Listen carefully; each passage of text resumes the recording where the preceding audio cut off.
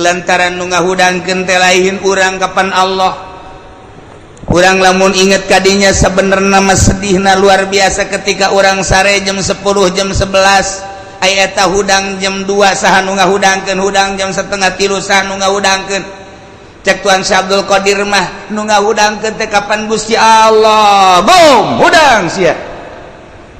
Munajat sia ka aing. Cek Tuan Syekh Abdul Qadir bahasanya mandi sia, wudu sia, salat sia. Ulah ngahiji jeung jelema-jelema anu teu deukeut ka aing. Didigigireun maneh jelema teh tuh nu keur malolor keur sarare. Sia mah pilihan aing cak Gusti Allah. Hudang sujud sia ka aing. Ulah ngahiji jeung jelema-jelema nu poho ka aing. Nang Allah. Urang lamun inget kadinya, ras ka diri urang, ai urang bagianna nu mana? Ketika cek Tuan Syekh Abdul Qadir jelema teu diangkat jadi wali Allah. Nah, molor sia.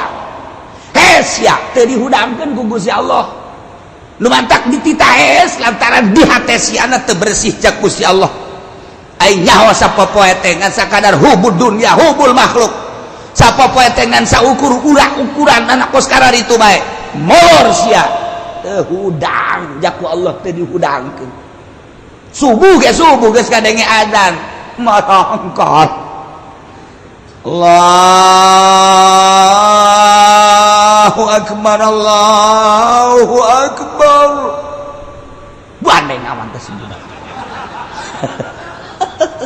Dicocokan je.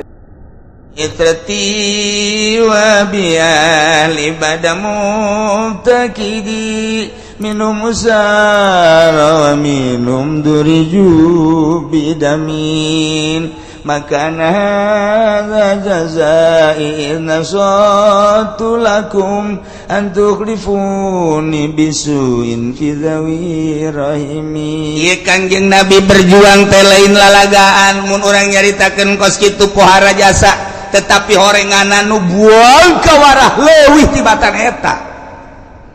Nu teu iman ka Kangjeng Nabi nu ngudag-udag Kangjeng Nabi pohara jasa. Wahyu tinggal wahyu, mukjizat tinggal mukjizat. Nu ngaran Abu Jahal mah geus ciciduh bae.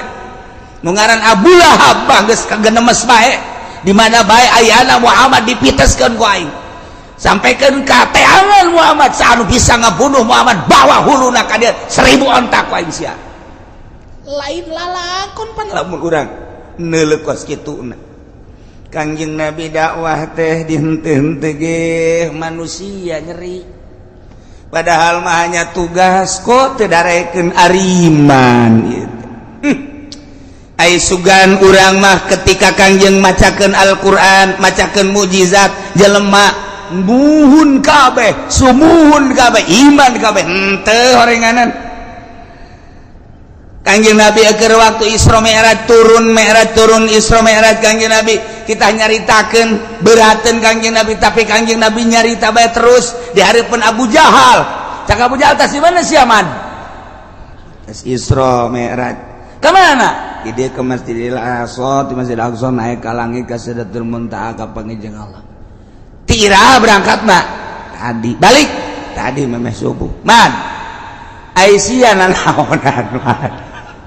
Aduh, nu edan ge cager heula man. Aisyah kunaon tambah edan. Ya, wariwas ya. Sia daek teh ngomong kos kitu. Gerokeun ku aing seluruh turunan-turunan wae di Mekah. Siap. Wah, tuh digero-gerokeun ku Abu Jahal. Bani anu turun. Dengekeun ya. Nu edan ngomong. Begitu Kangjeng Nabi nyarita coba mah aya naon caritakeun ku Kangjeng Nabi kaula dibawa ku malaikat Jibril di Masjidil Haram ke Masjidil Aqsa di Masjidil Aqsa terus naik ka langit kaji kadua terus bare oleh-oleh terus tangga ku harita diraha eta mah bedakeun jam sakitu balik bebek mau subuh kira-kira sabar jaman mah 2 jaman lah eta pan sahabat kararieu eta mad siat lah ngomong ku keterlaluan teh bener ge rasul Allah tuh laki kituan teh mad coba teh sanu teh ngeri coba sing balalieur geus lah sia-sia aing we geus lain percaya Pak tinggal hiji deui cak Abu Jahal coba sahabatna ya Abu Bakar ya coba bakar sia ka dieu aya naon ieu mah meme sia ka ditu waing di bejan heula cak kebujahan aya naon ieu Muhammad bebejana tes Isra di Masjidil Haram ke Masjidil Aqsa di Masjidil Aqsa naik ka luhur lagi ka Sidratul Muntaha caknyana bapami jeung Gusti Allah cenah caknyana terus balik deui sekitar 2 jam siap percaya teh sabab Abu Bakar ayo cak Abu Bakar leuwih ti eta lamun Muhammad aing mah percaya jasa leuwih ti eta aing mah kaluareun bumi aing percaya sia sok aju kikituanan Bakar aduh eta gelar as-siddiq teh di dinya mun Muhammad pelakuna leuwih ti eta aing mah percaya jasa geus teu bisa diganggu gugat deui ieu lah Sidina Abu Bakar nah ieu mah keur carita Kangjeng Nabi teh nyeri masyaallah pohara jasa teu iman jelema dibacakeun ayat dibacakeun mujizat Al-Qur'an teu iman nah untuk menghilangkan kanyeri hati Kangjeng untuk menenangkan kesedih Kangjeng Allah mere dongeng-dongeng caritaan-caritaan nabi-nabi nu baheula abe hati Kangjeng Nabi tiis karasana pertama di dieu gadongengkeun tentang Kangjeng Nabi Nuh alaihis salam tapi ieu mah singkatna ge dihareup nu bakal panjang nam ieu mah sakadar penenangan jang Kangjeng Nabi doa cerita singkat ulah ke panjangna dihareup ieu mah pang beberah panenang-nenang ka Kangjeng Nabi supaya Kangjeng Nabi oh jaheuh horenganan jadi tenang ongkos urang dagang sekali di modalan 100 juta beak 50 juta rugi didagangkeun deui 50 juta rugi 30 juta didagangkeun deui 20 juta rugi deui tinggal 1 juta tinggal 1 juta kumaha ngalamun mainnya di imah dia kolong Pak lamun eta bisa sasada hulu lamun sasada kadege kurang Bang Bara mah eleh di dieu tah nyana keur puyeng jol ya kolot datang dari kunaon sia pen ya kira ya dagang kunaon dagang ambalaya segini ambalaya kunaon atuh modal 100 juta beak 50 juta dibalanjakeun deui beak 30 dibejalkeun deui beak kuat tinggal 1 juta can sabaraha eta mah pen sakitu hah can sabaraha ya lalakon aki baheula aki teh dagang teh tuh hektaran tuh dijual pakai dagang ke Jakarta nu di imah mapan ngarep-ngarep datang pertama rugi datang kedua rugi beak ku aki dijual jeung imah-imana atap pamajikan dijual pen jeung pamajikan ku abeh dijual ai aki meuli deui nu anyar wah si aki bolon teman pan tenang tah oh jaheuh teh sabaraha sama sapira modal doang aki maka abeh jeung imah-imah beak oh jadi lebih parah pan kurang oh aing mah masih untung kene tuh untung kene saksi epen teh aing untung kene sakitu untung kene aing bajeng imah-imah beak wabeh geus jeung pelataran-pelataran pokona angkat kaki bae gitu tah lamun dibandingkeun jeung eta ngarasa untung kene aing mah jasa juta ya kene imah can dijual ngan moal kebeli ke kajual ieu tah ge aya tah nu nganasehatan kan ngeunaheun tah oh anu lebih parah nah ieu ge Kangjeng Nabi supaya tenang tentrem didongengan ku Gusti Allah Nabi nu baheula Masya Allah karita mantap urang lamun nganasehatan teh kos kitu ka jelema teh sia kunaon ngalamun bae aduh ceukna teh kunaon ngalamun bae sia edan sia ge ulah sok dilamun kunaon atuh saminggu deui kawin hajo dijokot batur Aduh makaning jalinan cinta kula geus 2 tahun eta. Pan bisa dicokot ku batur, atuh mah leuwih kasep leuwih sugih manan kitu ge. Ulah kieu atuh pantas nya situ mah leuwih kasep leuwih sugih atuh sia mah beungeut perang kitu. Atuh pan nyeri hate eta. Ulah kitu atuh kana nasehatan mah. Dunia teh sedaun kelor. Emang awewe nyana doang. Ulah sok judi lamun sia hayang nu putih ku aing diajak ka Lampung. Adab gede masalah. Hayang nu hideung ku aing diajak ka Brebes ya. Ambal aya di tukang bawang melulu. Ayo sia hayang ka mana? Tenang ya.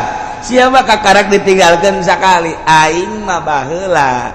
Pertama bobogohan pas dek dikawin batur kahiji aing ge hampir frustasi ngan ditenang-tenang bae bobogohan kadua kali begitu dek dikawin deui ku bapana teu meunangeun janyahoeun aing teu boga pagawean bar harita atuh pan nyeri mah nyeri bae katilu kali aing dek kawin masyaallah tipes bae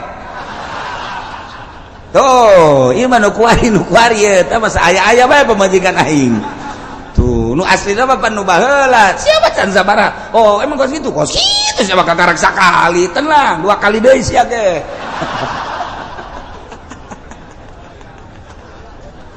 pan tenang tak ka hate oh jadi sarua ye tuh aing sarua lah tuh sapira awewe geus mah geus bae bikeun bae neangan deui semua ke dilamun sagala rupa awak geus kuru kitu sia deuleuh aing teh 3 kali aing mah teger keneh bae kan ngeunaheun kana hatena ngeunaheun coba lamun nganasehatan atuh sia sih tadina tuh kunaon diantepkeun heueuh nya tuh aing ge milu mikiran ka sia tah makan ngaranna eleh kos kitu mah eleh kitu kan deuk kumaha urang kadukun pan kudu make modal wiridan ban sia lain ahli wirid geus kieu mah geus mancak aing mendingan ngagejeburkeun ka sumur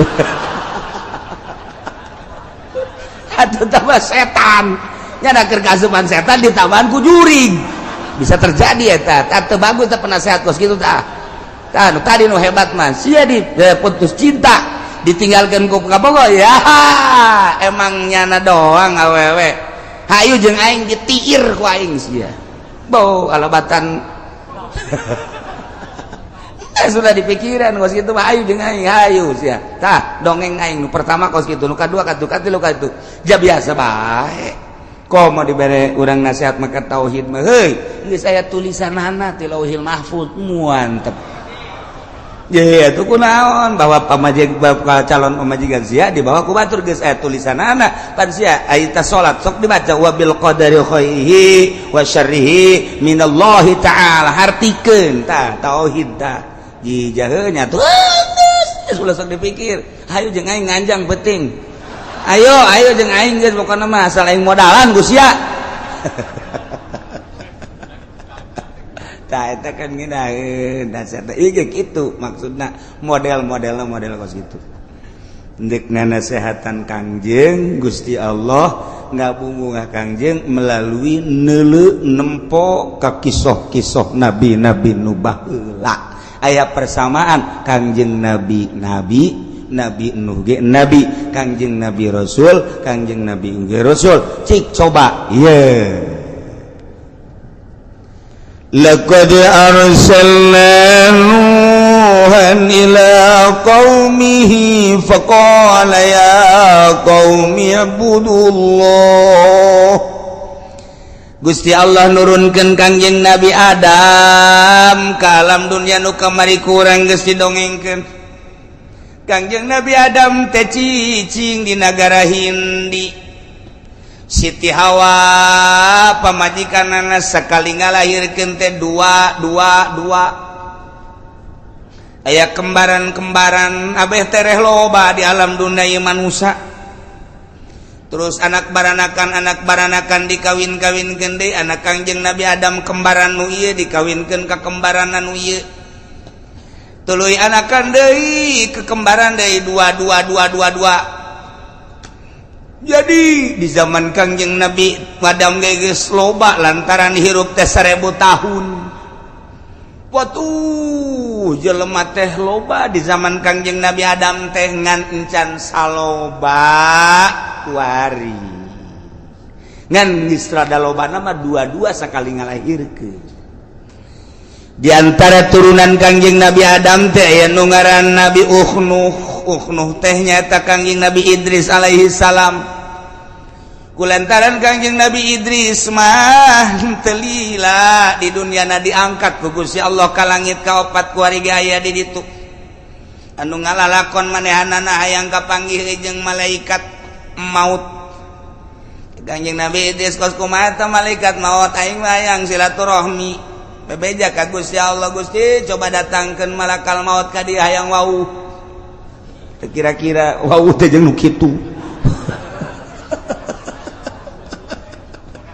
Lalagaan tuh jelema moal pohara jasa datang Waalaikumsalam saya abdi malakal maut di dongeng singkat nangke panjang na dihareup malakal maut alhamdulillah aya naon kula diutus ku Gusti tidak datang ka dieu hayang nyaho paeh kos kumaha kalau tosok jadi paulah pakai lalagaan maut mah ulah pakai lalagaan teh nyeri aya nyaho nyerina coba kos kumaha nyaho be aya nyaho nyerina be kos kumaha ih tosok pakai lalagaan teh teu meunang bejakeun ka Gusti Allah nyobaan kitu aing nu ngaran Idris ambo kira-kira aja bebeja barakal maut DP ka Gusti cobakeun ayo cobakeun cabut kebal diasupkeun deui udah kumaha itu sabulu-bulu nyeri jas aduh tanding nama geus nyerina sabulu-bulu nyeri lain lalagaan embung aing nyobaan deui embung jageuna ada tah bah aduh aing paeh geus sakeuna aing nilai neraka ye atuh pada aja supaya makan neraka neuleul heula bejakeun ka Gusti Allah aing ka neraka kitu ye ka neraka mah kan kudu paeh heula kan geus tadi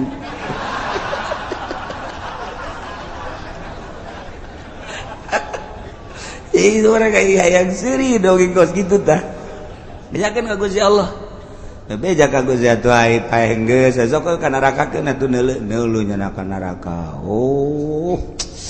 muringis Kangjeng Nabi Idris neuleuh neraka ku pohara teuing cekeun ka neraka beres antar ka surga aing ye sok aju ka terusan cekeun surga sakideung moal kebeleh nyaho doang cekeun teh teu meunang ieu mah sebab nu boga konsina nu ngaran Muhammad Nabi akhir zaman. Alah cek nya teh eta mah engke urusanana. Ieu mah nyaho doang sakedeung moal kebel paeh geus ka neraka geus. Ieu balik ka surga.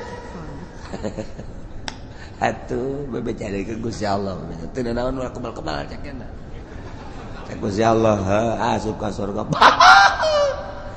Teu daek indit nyana dihandapkeun tangkal kayu.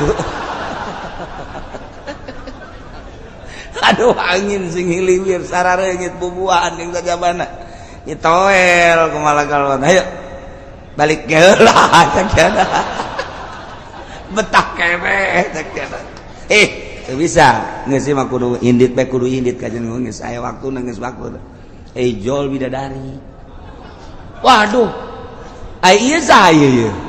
Iya penghuni sorga bidadari jang saha ya jang jelema-jelema nu asup ka sorga anu dagangna jujur nu ngiaina jujur nu marentahna jujur nu tani jujur sesuai jeung aturan ieu ka dieu ih jadi jam mantep jasa ya geus ya ini kan itu malaikat aing moal kaluar deui jakjana geus aing mah di dieu wae kajen kumaha gitu de aing dicarekan cek malaikat emang kumaha lalakona ke ayeuna nu carekan mah tetep keluar be moal aing mah pan kudu paeh heula geus aing paeh kacaritakeun mah tetep bae Gusti Allah keluar jana Aduh, dengan berat hati cek dana ya. Lebih dari pohara amat si budak kutilan cedan. Ini di lembur mapan komon di kampung Ambalaya. Aduh, urut budug aya, urut di tajong aya, urut ragag di motor aya. Barang jilbab dibuka botak deh. Teu beres, geus puguh pitak Ambalaya. Aduh, tetap pengen ada bidis keluar. Barang geus aya meureun keluar. Balikat. Hampura. Udah aya nu tinggalin. Naon? Bakiak tinggalin. Ngahaja meureun sia mah, endek ngahaja dan teu jelas tinggalin. Nyana ninggalkeun bakiak hayang balik deui ka ditu. Boga taktik eta nyana. Masya Allah guys, tak ieu keur carita ke panjangna dihareup ieu mah Kangjeng Nabi Idris turun deui biasa.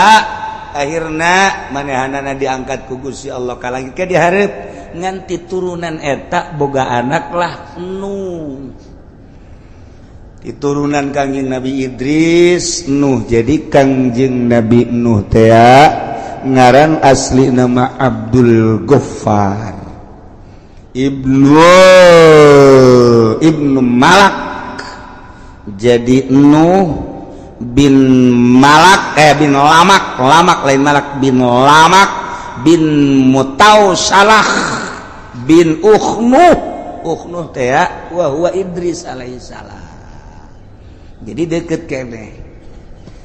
Kangjeng Nabi Adam teh kapan ngadoa ka Gusti Allah, ya Allah ya Rabbi abdi hirup teh parantos sepuh Gusti.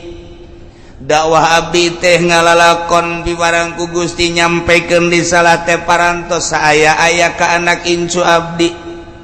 Moalila deui abdi sesuai jeung janji Gusti bakal dipunut ku Gusti ngan abdi hayang ningali salah sahiji incu abdi nu bakal neruskeun dakwah teh saha ya Gusti Allah. Cek Gusti Allah, wahai Adam memang anjeun moal kebal deui bakal dipundut ku kaula, bakal dimautan ku kaula. Adapun lincu anjeun nu bakal neruskeun lalakon anjeun teh engke aya ti turunan Nuh yakni Idris. Di mana-mana turunan eta lahir maktunan parantos disunatan eta nu bakal neluskeun dakwah. Nuhun Gusti. Abdi geus dibere ku Gusti tanda-tanda nu bakal neluskeun agama. Telila lahirlah lama kawin sangeusna kawin lahirlah Nuh eta asli nama ngaranna Abdul Ghaffar nu mantak dingaran Nuh lantaran manehanana teh lamun ngadoa ka Gusti Allah hatena ngajerit. Nah ngajerit hatena langsung cerik. Selalu asal ngadoa cerik Kangjeng Nabi Nuh mah nu mantak dingaranna Nuh asli nama Abdul Ghaffar ngaranna. Kos kitulah Allah dek nyiptakeun hambana jang penerus anu bisa hudang ti peuting, bisa munajat ka Gusti Allah setiap zaman kitu bae terus bae. Lantaran nu ngahudangkeun teh lain urang kapan Allah. Urang lamun inget kadinya sabenerna mah sedihna luar biasa ketika urang sare jam 10 jam 11 aya eta hudang jam 2 saha nu ngahudangkeun hudang jam 2:30 saha nu ngahudangkeun. Cek Tuan Syekh Abdul Qadir mah nu ngahudangkeun teh kapan Gusti Allah. Boom, hudang sia. Munajat sia ka aing. Cek Tuan Syekh Abdul Qadir bahasanya mandi sia, wudu sia, salat sia. Ulah ngahiji jeung jelema-jelema anu teu deukeut ka aing.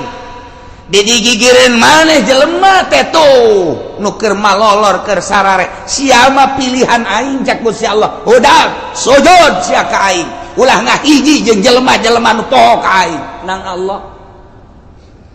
Urang lamun inget kadinya, ras ka diri urang, ai urang bagianna nu mana? Ketika cek Tuan Syekh Abdul Qadir jelema teu diangkat jadi wali Allah, nah molor sia.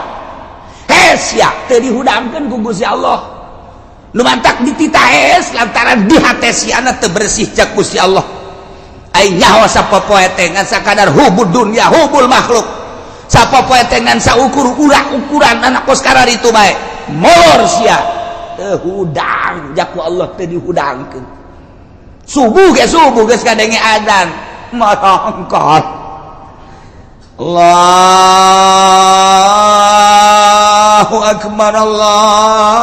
akbar bandeng awan teh sujud dicocokan jeli teu boga bagian molor cak Allah ya Allah ya Rabbi ketika orang dihudangkeun ku Gusti Allah titih misah jeung jelema nu sarare berarti jelema pilihan lain sabarangan di tengah-tengah kesibukan beurangna nu ngajar teh nu dagang teh nu di kantor teh ketika dipilih ku Gusti Allah bisa bae hudang tengah peuting seakan-akan hudang sia mah ulah ngahiji jeung nu hees itu bae jelema-jelema anu jauh jeung aing sia mah pandeukeut cai hudang hayu geura hudang dihudangkeun ku Allah Nih Kangjeng Nabi nu asal ngadoa kurucut cai mata asal ngadoa kurucut cai mata urang ge sering ngurudkeun cai mata di mana-mana nelemio can kabayar kurucut cai mata nelapan saasana ditarik ku dealer kurucut cai mata ningali kawewe di Ciduhan urang gawean urang bogoh kurucut cai mata urang mah urusanna kos kitu malulu ketika bisnis pembebasan tanah urang milu jeung calo ai praktek tadina urang aya saya tikmah lah 50 ge lumayan sameter begitu bat dibayar orang tadi bere kurucut cai mata urang mah urusanna kos kitu balulu teu pernah ngadoa Gusti dosa abdi sakolong langit pinuh ku dosa abdi be mun abdi paeh teu dihampura Gusti meureun dibeuleum kurucut cai mata urang masuk kitu teh sakieu je urang ngaji bae teu dak ceurik atuh komo si eta istilah pokoknya si eta bae lah tuh ada kuah ya Allah iya begitu lahir ke alam dunia barosot kacaritakeun aya hiji bayi lahir ke dunia makhtunan parantos disundatan lapor ka Kangjeng Nabi Adam Kangjeng Nabi Adam langsung ngadoa cundukanna waktu ninggangkana mangsa Gusti abdi teh dijanjikeun ku Gusti di mana geus aya hiji bayi nu dilahirkeun parantos disundatan abdi mualami deui ngalayat Kangjeng Nabi Adam ka Kangjeng Nabi Nuh diais disun ku Kangjeng Nabi Adam arangna disun pipina disun titip umat cek Kangjeng Nabi Adam lanjutkeun perjuangan aki kade ulah gimbir ku kafir ulah gimbir ku maksiat ulah sieun tabahkeun hate manehna lanjutkeun perjuangan agama Allah nu saat ieu bakal aya di leungeun maneh dibikeun ka bapan kageteun bapan aku ngomong gitu sih teu nyawa lalakon panjana mana ge kagot teu nyawa lalakon nu nyawa lalakon Kangjeng Nabi urus sing hade geus Kangjeng Nabi Adam balik teu lila Kangjeng Nabi Adam munajat naon Kangjeng Nabi Nuh terus gede Kangjeng Nabi Nuh mah dibere laduni ku Gusti Allah bisa nyieun peso seukeut kemudian pake ngaraut Nabi saan jasa tidinya boga golok pakai nuar tangkal dibelah ku Kangjeng Nabi Nuh leutik kenehna diserut ku Kangjeng Nabi Nuh teh dibagus-bagus dihijikeun rapet Kangjeng Nabi Nuh terus boga kampak tangkal nu gede ge keur leutik keneh ge bisa rubuh ku Kangjeng Nabi Nuh Masya Allah ditonton ku jelema loba ieu budak leutik keneh geus boga keahlian eta lamun ngarautna rapi jasa eta lamun ngerut rapi jasa jadi kesimpulanna Kangjeng Nabi Nuh dibere ku Gusti Allah kaleuwihan ieu urusan perkayuan bisa aja ka Kangjeng Nabi Nuh mah lamun dicekal kieu tet geus ditanang wah ieu bakal jadi pihang, ditanang oh ieu mah bakal jadi kitu naon ngaranna papan, ditanang kos ku ari tukang batu, ditanang oh ieu kutilna dipikeun bisa ieu sagala kutil batu gaya kutilan ieu kurapna dipikeun jakena ieu bisa ngoeng bener jadi bagus.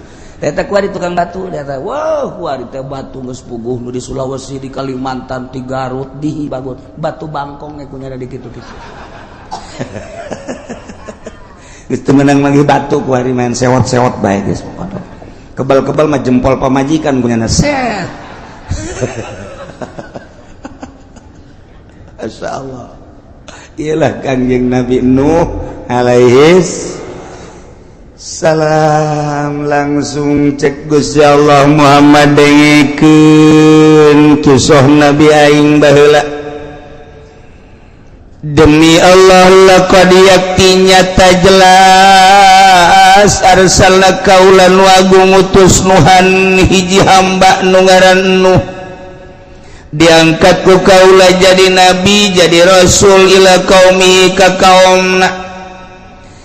Kangjeng Nabi Nuh teh ngajakan kaumna dengan bahasa ya qaumi kaum kaula ubudullah kade ulah salah mangeranan pangeran ku anjeun Allah ibadahan Allah sembah ku anjeun kabeh Allah malakum min ilahin ghairu aya deui keur aranjeun pangeran salian Allah lantaran nu ngayakeun langit bumi Gusti Allah katut eusina nu ngurus urang ge Gusti Allah nu ngahirupkeun Allah nu ngamaoteun Allah anu ngalempangkeun Allah nu ngadiukeun Allah ngarobahkeun jeung ngicingkeun Allah anu ngukur segala rupa urang teh Allah nu nyugihkeun nu nyusahkeun Allah anu bakal ngamaotan ge Allah bahagia jeung cilaka ge Allah nu mantap kade wahai kaum kaula kade ulah salah milih pangeran ulah batu dijadikan pangeran ulah kayu dijadikan pangeran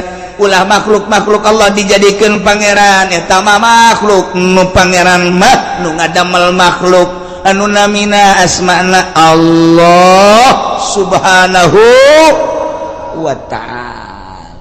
Kitulah Kangjeng Nabi Nuh. Inni akhafu alaikum azab yaumin azim kaula boga kasieun karempan terhadap paranjeun kabain abadtum gairah lamun anjeun teu ngaibadahan Allah rempan jang aranjeun kabeh azab yaumin azim siksa anu luhur anu agung nu pohara jaga di poe kiamat ketika anjeun ke pararaeh ke digiring ka masar ketika anjeun kuarina teu ngaibadahan ka pangeran Allah maneh teh bakal disiksa anu siksa nu pohara yakni neraka memeng ke di dunia ge bakal kena siksa. Kangjeng Nabi Nuh teh geus dibere warning ku Gusti Allah ajakan mangeranan ka aing hei Nuh lamun teu daekeun awas lain bae di akhirat nu bakal disiksa tah geus nyata-nyata nu abadal abidin nu amadal amidin ieu mah di dunia ge engke bakal kena siksa asal teu nurut ka aing teu nyembah ka aing bakal nurunkeun siksa ke aing mere kabar ka sia no siksa-siksa nu bakal diturunkeun ka umat maneh ketika umat maneh teu nurut ka aing. Mangga Gusti abdi deuk sekuat tenaga terus-terusan ngajak da'autu rabbi lailan wa naharon cek Kangjeng Nabi Nuh abdi teh terus-terusan Gusti dakwah ngajakan umat peuting berang peuting geus berangkat kadang-kadang memeh magrib karangkas bitung tirangkas bitung langsung ke Pandeglang alhamdulillah 2 panggung mundel hasilna tama dakwah boloon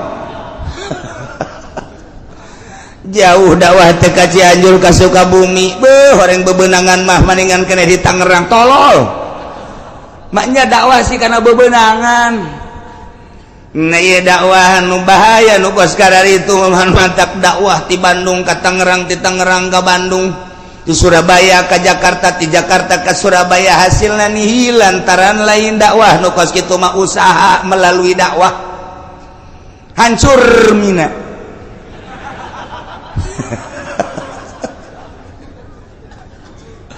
Nah dakwah mah tiba lagi la as'alukum alaihi ajra tementa buruhan materi tementa buruhan pamagung pangagung pangalem hiji be ngajak umat supaya nyahueun ka pangeran dituntun umat teh nuker aya di leungeun setan supaya murag di leungeun setanna nuker aya di leungeun jurig supaya lepas di leungeun jurigna ieu teh deuk diajak ka Gusti Allah lantaran nu ngajakna geus jauheun ka Gusti Allah cacak-cacak diajak ku nu geus jauheun ka Gusti Allah ge jelema mengkol bae atuh komo lamun nu ngajakna encan jauheun ka Gusti Allah nyahueunana kana RP 000000 atuh mal beres umat kajen tetep bae nyana-nyana umat-umat Yilakan yang Nabi nudda'autu lailan wa naharan Gusti abdi teh ngajakan umat dakwah berang yang penting tanpa pamrih terus baik cek Kangjeng Nabi Nuh ya kaum wahai kaum wa'budullah sing hade nyembah ulah salah sesembahan sembahlah Allah nu ngadamel langit bumi katut eusina termasuk urang dadamelan Allah malakum min ilahin ghairu teu aya pangeran yang urang yang anjeun salian Allah inni akhafu alaikum azab yaumin azim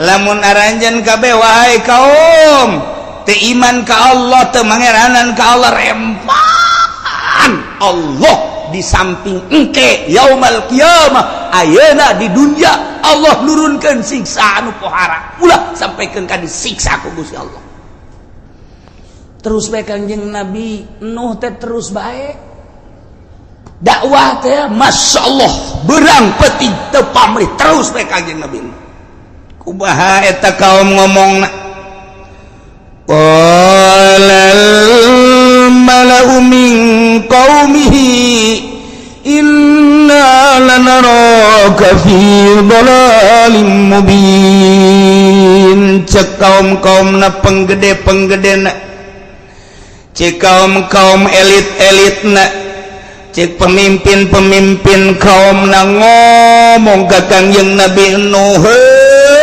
Nuh kacapek-capek maneh teh dakwah kadeleuna teh menyingsingkan tangan luar biasa maneh berangjeng peuting ngajakan umat ja kami mah innala naraka sanyana kaula kami neuleuh anjeun teh yakin ka anjeun teh fi dhalalim mubin sasar anu nyata anjeun mah jelema sasar kunaon ngajakan pangeran teu kadeuleu anjeun mah no jelema edan lantaran mangeranan kanu pangeran teu kadeuleu buktikeun coba pangeran teh mana jog pangeran kami mah tuh hayang nu leutik itu nu di juru hayang nu gede itu nu tengah hayang gede jasa itu patung-patung nu dijieun tina kayu jati nu dijieun tina kayu waru hayang anu dijieun tina kayu kitu naon ngaranna berbagai kayu-kayu anu seungit nu hayang numpuk patung-patung teh ambualayah loba nu dina batu dan lain sebagainya tuh itu pangeran urang dek lelempangan yang mau pangeran nu leutik bisa diasupkeun ka kantong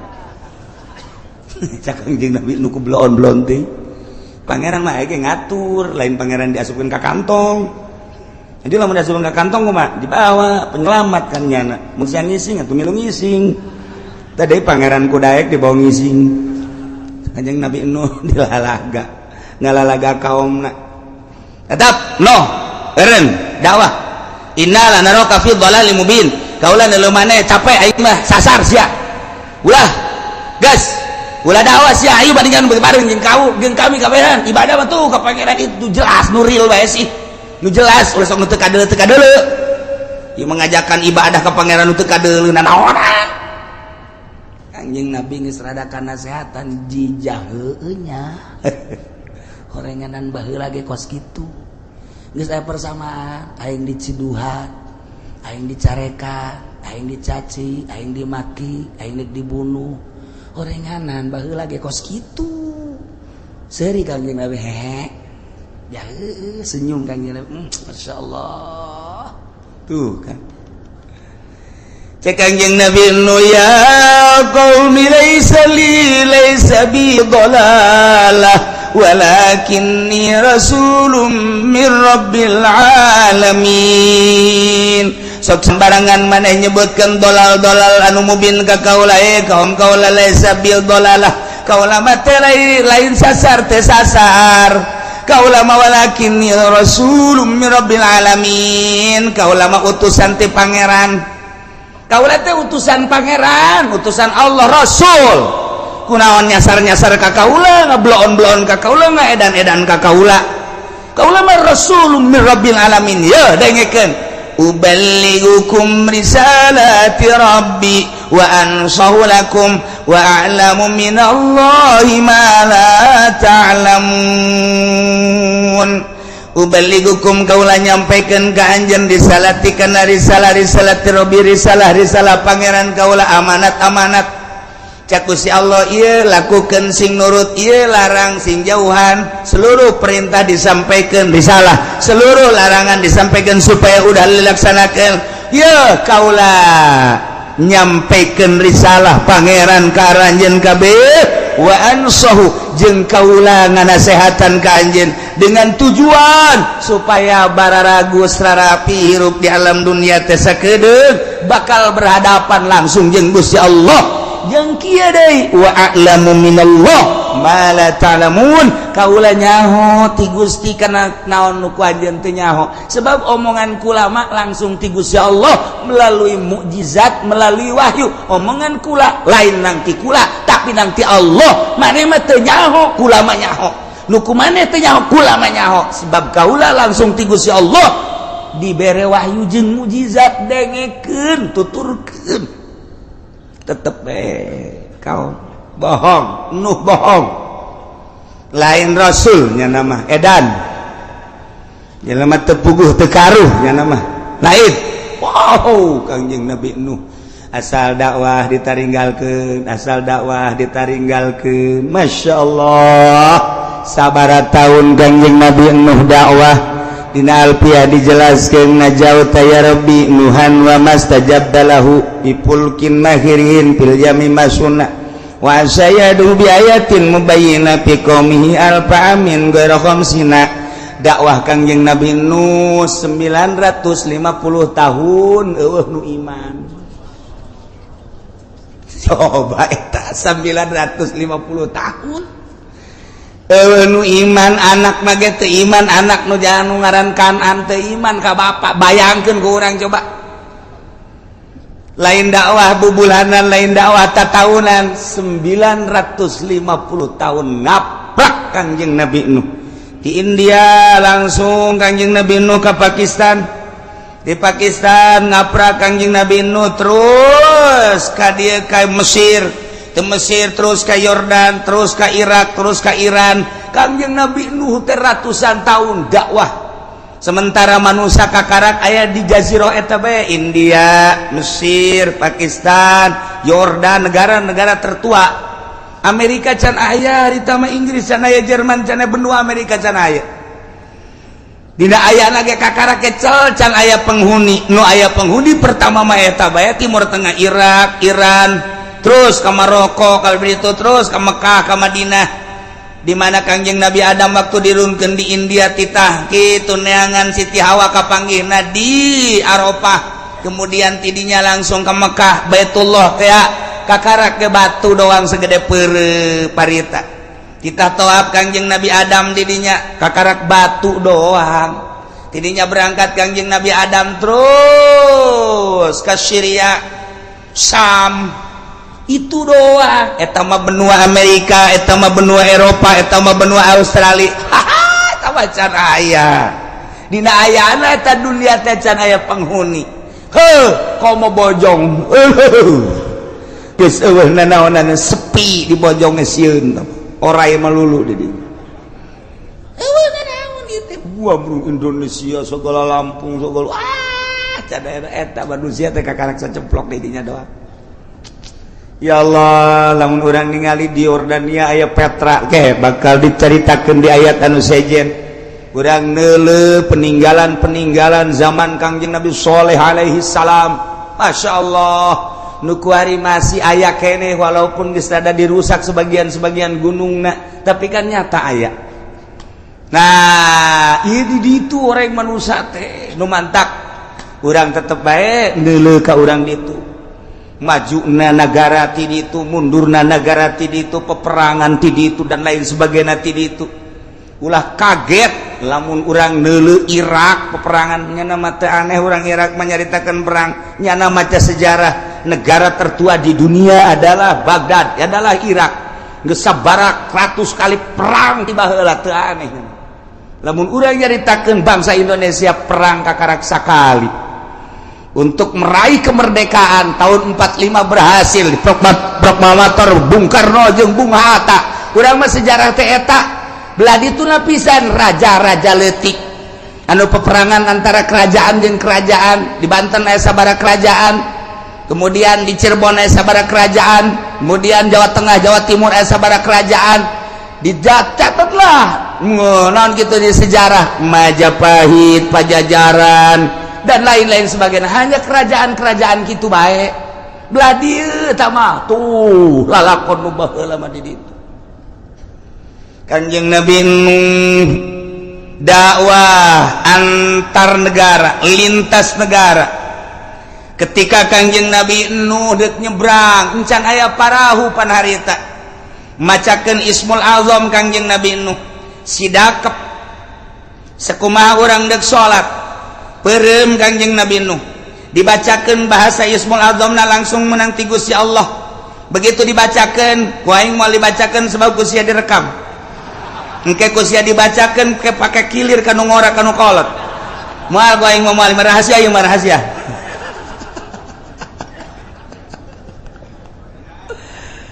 Ini jadi dibacakeun ku Kanjeng Nabi Nuh set sakali bisa hiber napak sancang di luhureun laut.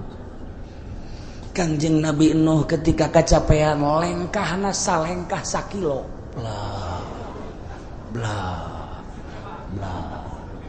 Bu urang mungkos itu tereh datang jasa eta. Asana ka Banten ge antum moal kebal eta mah. Blah blah. Tukang sawo di lengkahan bae.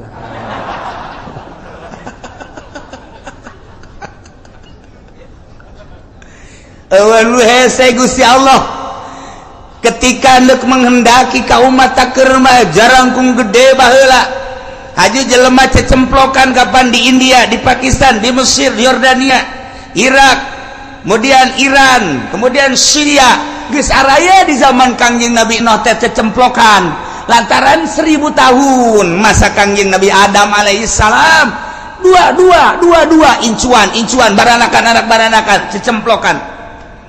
Ditugaskan Kanjeng Nabi Nuh teh titah ngajakan ibadah ka Gusti Allah tapi 900 tahun 950 tahun iman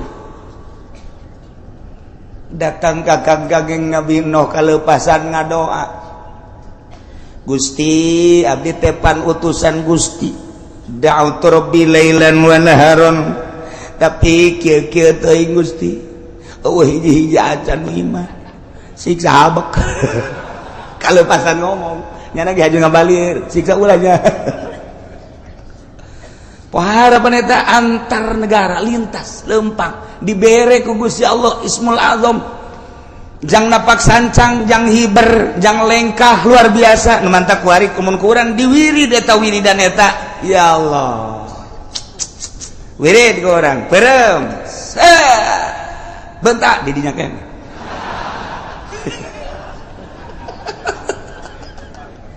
atuh urang wah wiridan ngadahar samangka 10 sorangan wiridan ngadahar rambutan lamun hiteu tilu hikata mainnya bisa hiber kos gitu tapi urusan dahar makan berbeda jeung ruh urang lamun nyaritakeun wali abdal wali abdal teh yartahiluna limakanin ila makanin akhar wa yakhtalifuna fi surati. Wali abdal setiap saat jumlahna aya 70. Ketika di Banten wali abdal nyokot di Jawa Tengah jang nyicingan Banten. Ketika di Jawa Tengah ngan hiji-hijina deui nyokot di Malaysia. Ketika di Malaysia nyokotlah di luar negeri. Setiap saat kudu aya bae. Lamun walian siksa Allah turun. Emang kumaha gitu. Nah, eta wali kapan? Nyana wali abdal cicing di dia kadang-kadang di dinya teh maot nyana dikubur ku naon cal deui di ditu nyana keneh. Mun urang nyaritakeun Mbah Bolong kuburanna aya 9, mun nyaritakeun Syekh Maghribi di dunia kuburanna aya 3, mun nyaritakeun Syekh Yusuf putra daripada Syekh Maulana Hasanuddin di dunia kuburanna aya 7. Emang di Banten doang atuh lain kuburan Syekh Maulana Yusuf teh. Kemudian atuh urang lamun nyaritakeun Bung Karno waktu di Digul aya, di Tanah Abang aya, di Jawa Timur aya. Urang lamun nyaritakeun belah dieuna ngan teu meunang dipanjang-panjang we cerita Gus Dur waktu kerja Australia pas kabeneran Syekh Munawir Kiai Munawir maot aya di ditu.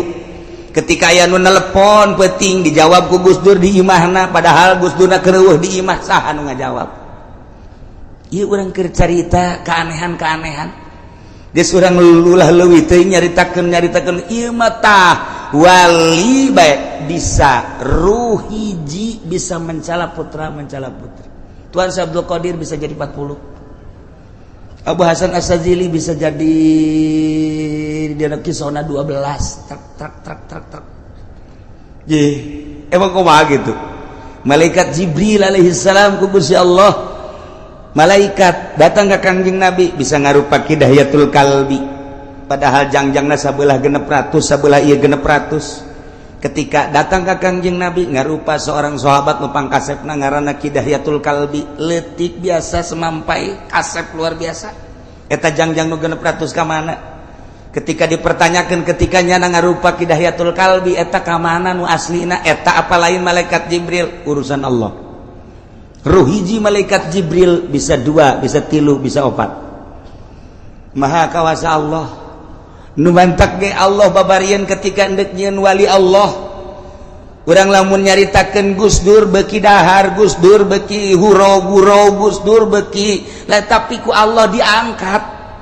Tanda kewalianana aya geus ulah hese-hese tanda kewalianana loba lah. Tetapi kan lamun deuleu sosokna kitu bae urang. Urangnya lamun kabeneran hirup babarengan jeung tuan saya jeung Syekh Maulana Hasanuddin pasti bae kahirupanna biasa bae. Tapi kapan karomana lain lalagaan. Urang lamun babarengan jeung Syekh Syarif Hidayatullah meureun biasa bae wali teh. Ja eta mah urusanna batin, urusan Allah. Lamun urang nyaritakeun tentang wali aya nu di gunung bae, anu di leuweung bae, aya nu teu daek gitu bergaul jeung masyarakat eta mah wali-wali anu leutik pangkatna. Nu di gunung bae, wali teh di leuweung bae, wali di jero imah bae, wali leutik pangkatna. Lantaran nyana teu ngurusan umat.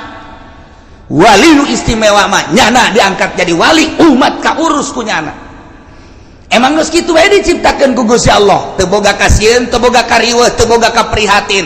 Nyana mah seakan hirup babarengan jeung Allah, ngan ditugaskeun ku Allah titah nyampaikeun ka umat. Hampangeun Gusti Allah mah jelemana nyana daharna beuki tapi peuting hudang babari. Ras ka diri urang. Peuting molor bae. Maca Quran saayat heuai. Ngadaengkeun ngaji mun teu bari ngopi teh jalan. Dek ngaji geus pas ini jeung tukang wuduk heula. Dan lain-lain sebagai jauh amat sih urang mah kos kitu amat sih. Ketika salat asana bareurat amat. Neuleuh nu berjamaah asing urang mah. Oh bisa kos kitu. Urang mah sakitu diberena ku Gusti Allah. Lamun nu diangkat ku Gusti Allah tuh babarieun jeung hampangeun.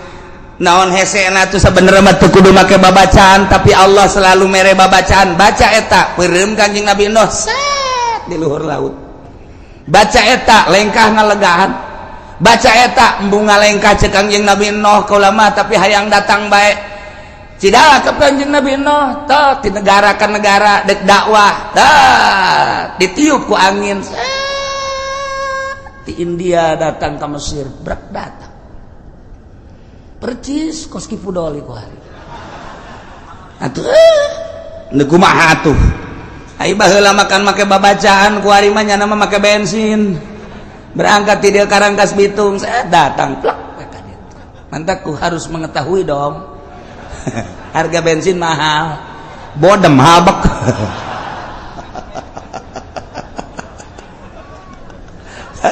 jauh jasa ya Allah ya Rabbi lah lalakon Kangjeng Nabi Nuh teu aneh Allah dek ciptakeun makhlukna dijadikeun rasul diangkat jadi rasul nyampaikeun ai leuweuhan mah luar biasa Kangjeng Nabi Nuh kadaekna jeung pohara jasa Kangjeng Nabi Nuh dakwah tanpa pangri da'watu lailan wa naharon tetapi geuninganan eueuh anu iman ka anjeunna jeung ka Gusti Allah ngalengis Kangjeng Nabi Nuh kurang kumaha Gusti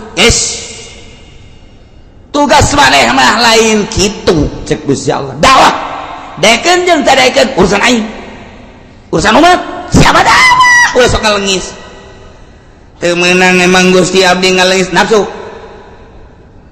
ketika maneh dakwah kemudian maneh ngalengis kok teu daek narurut eta lah nafsu jangan nurut jeung teu nurut mah tah urusan lain urusan maneh urusan umat jeung urusan aing tah mah urang ge ketika urang dakwah kok batur teu narurut nafsu urang eta tah mun hayang nafsu di dinya tah urang nyen pondok pesantren teu daekeun dararatang ieu santri nafsu ai sia mah pokona mah ulah mikiran kos kitu cak Gusti Allah ayo dekeun pondok manyen pondok bae santri make ku aing didatangkeun mun aing henteu atuh sia mah sia bae ibadah ka aing hese-hese amat kudu make tabel segala menerima siswa baru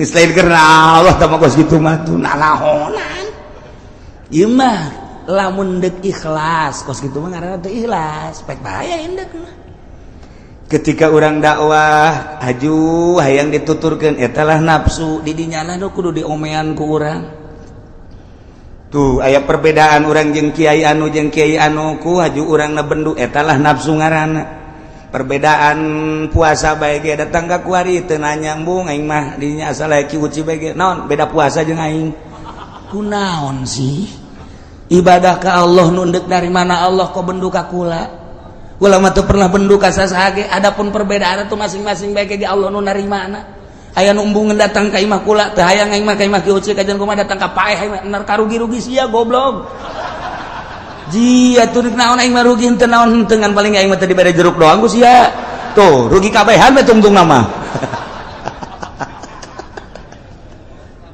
eta aya kiai nu geus kitu ulah mun aya tetangga urang kitu nasehatan ulah ibadahna tita ku Allah nundek narimana Allah adapun urang jeung urang atuh biasa bae perbedaan maju biasa tuh kok jadi perbedaan kos kitu kuari aya nu embungeun nikahkeun asa aya keuci moal aing mah moal kajian kuku kunaon puasana beda jeung aing lebaran beda riweuh aing mah cenah ya Allah can nyaon nu salah saha nu bener saha eta mah sesuai jeung keyakinan lantaran dina ilmu thariqah mah bawa ilmu teu kudu nanyakeun ka batur sia ilmu sia pake sesuai jeung keyakinan ulah neuleuh batur mendek nuturkeun deuk teu sia yakinkeun ka Allah haju yakin ka Allah tuh geus adapun batur deuk nuturkeun deuk teu bendu tah urusanana sabodo tah mah we aya nu dikunci masjid teh aya nu teu meunang nahonan teh kikituan teh geus bae hayu ulah sok aju bendu eta kadanya ka ceulik ulah nikahkeun aya ki uci main moal teh hayang kapanggih emang kunaon sih kos musuh bae bong beda lebaran jeung aing atuh iya ieu teh gede naon teu naon teh urusan ibadah ka Allah tah eta nafsu tah mun hayang nyaho tah di jerona teh nafsu tah kos kitu tah tah eta lamun hayang nafsu tah kos nyaho nafsu tah kos kitu ya Allah ya Rabbi kok handap amat sih Quran aya di nyana hadis aya di nyana kitab aya di nyana perbedaan kos kitu kok jadi teu nanya sih nah iyalah hawa nafsu. Nah iya keur carita Kangjeng Nabi Nuh ngalengis ka Gusti Allah, Gusti kok cek Allah eta mah nafsu sia ulah dibawa sia mah dakwah ajak daekeun teu daekeun lain urusan sia hampura Gusti. Aduh salah cek Kangjeng Nabi Nuh salah sujud Kangjeng Nabi Nuh ceurik ngalimantek Nuh ngaranna loba kasalahan ceurik asal ngadoa ceurik Kangjeng Nabi Nuh masyaallah.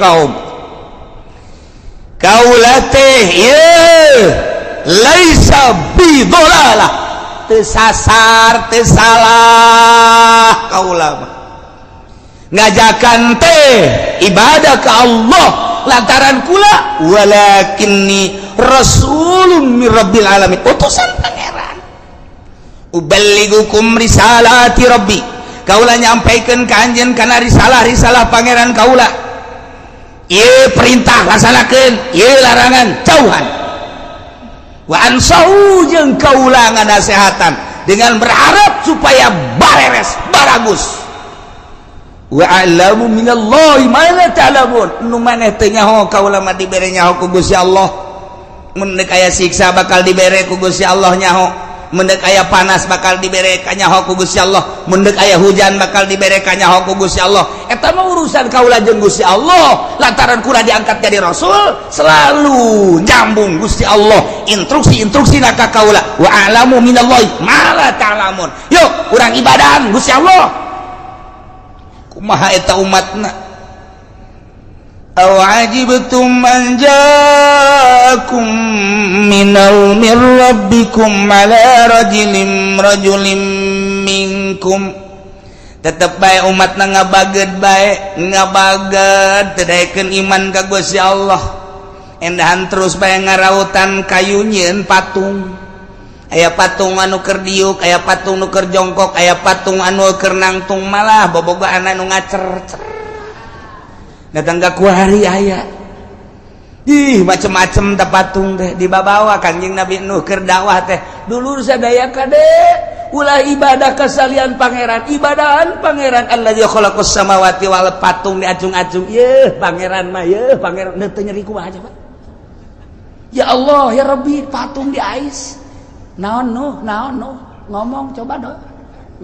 deui ubudullah coba deui nu bedas ubudullah nu bedas ubudullah ibadah sia ka Allah ye pangeran mah ye patung nyerin teh coba ya Allah ya Rabbi lain lalagan mantap Kangjeng Nabi begitu ngadenge kisah Kangjeng Nabi Nuh can sabaraha tuh ngabubungah ka hate Kangjeng can sabaraha horenganan dibandingkeun jeung Kangjeng Nabi Nuh mah aing mah kakarak dicaci dimaki sapira diciduhan horenganan Kangjeng Nabi Nuh mah ditararongton di edan-edan ieu teh kan bahasa Quran inna lanaraka fi dhalalim mubin cak kaumna kaula mah deuleuh maneh no jalain jelema bener aing mah deuleuh sia teh dhalalim mubin sasar sia mah sarua jeung gembel tuh dikitu-kitu kan dhalalim mubin eta pohara jasa cak Kangjeng Nabi beu barang ngadenge kisah Kangjeng Nabi Nuh can sakumaha percis kos tadi teh percis kunaon sia diputuskeun cinta kakarak sakali aing mah 3 kali diputuskeun cinta oh 3 kali aing mah teu ngagujubarkeun maneh aing mah biasa bae sia kunaon ngalamun dagang rugi sabaraha kali sakali kakarak teh beak modal doang aing mah jeung imah-imah jeung pamajikan ditarik kabeh ku mitoha gara-gara dagang rugi aing mah pamajikan tita balik jadi aing mah lain modal bae lain dagang bae anak pamajikan kabeh disita ku mitoha aju kuari atuh aing ingin mitoha anyar can sakumaha sia mah pen sakitu mah tenang bae lah jadi kan leuleus ate oh jaheu nya tuh bener oge masyaallah tah lamun aya nu saluhureun teh kos kitu tah urang teh handap tiis Kangjeng Nabi ge barang dikisahkeun ku Gusti Allah tentang Kangjeng Nabi Nuh alaihi salam anu lain dicaci dimaki deui ke kabelah dituna ye ieu Kangjeng Nabi Nuh teh dibohongkeun, dijejele, diedan-edan, digembel-gembel. Tiis hate Kangjeng. Kabelah dituna kumaha? Bakalna masih keneh terus waktuna saep. Wallahu a'lam bishawab.